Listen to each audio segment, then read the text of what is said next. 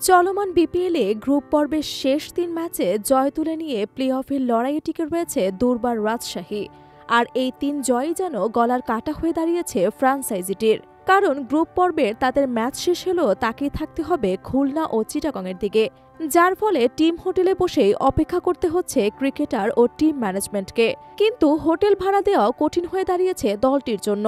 তাই ঢাকায় যাদের বাসা আছে তাদের হোটেল ছাড়ার জন্য বলা হয়েছে দলটির পক্ষ থেকে। অবশ্য অপশনালভাবে হোটেল ছাড়ার কথা বলা হয়েছে রাজশাহীর ক্রিকেটারদের।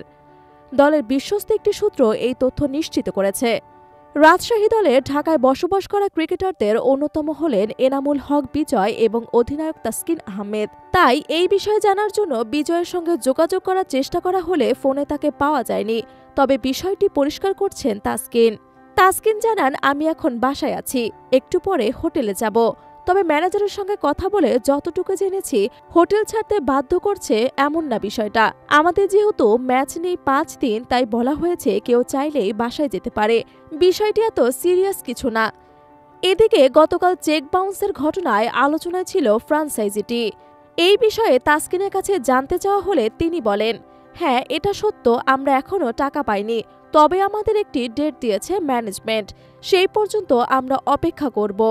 এর আগে পেমেন্ট জটিলতা সহ নানা কারণে টুর্নামেন্টের শুরু থেকেই আলোচনায় রয়েছে দলটি। তবে বিষয়টিকে কিছু দূরে সরিয়ে মাঠে নিজেদের সেরাটা দেওয়ার চেষ্টা করেছেন তাসকিন বিজয়রা। ব্যাটে বলে পারফর্ম করে গ্রুপ পর্বের শেষ ৩ ম্যাচে জয় তুলে নিয়েছেন রাজশাহী। রংপুরকে টানা ২ হারানোর পর গ্রুপ পর্বের শেষ ম্যাচে সিলেটকে ৫ উইকেটে হারিয়েছে তাসকিনের দল। ১২ ম্যাচে ৬ জয় ১২ পয়েন্ট নিয়ে পয়েন্ট টেবিলে ৩-এ রয়েছে তারা। তবে প্লে অফের জন্য তাদের তাকিয়ে থাকতে হবে খুলনা ও চিটাগংয়ের বাকি ম্যাচগুলোর দিকে। ইতোমধ্যে প্লে অফ নিশ্চিত করে রংপুর রাইডার্স ও ফরচুন বরিশাল। আর বাকি দুটি জায়গার জন্য লড়াই করছে রাজশাহী, চিটাগং ও খুলনা। গ্রুপ পর্বে চিটাগংয়ের ৩ ম্যাচ এবং খুলনার ২টি করে ম্যাচ বাকি রয়েছে। চিটাগং যদি কোনো ম্যাচ না জেতে এবং খুলনা যদি একটিতে হারে, তাহলে প্লে অফের টিকিট পাবে রাজশাহী।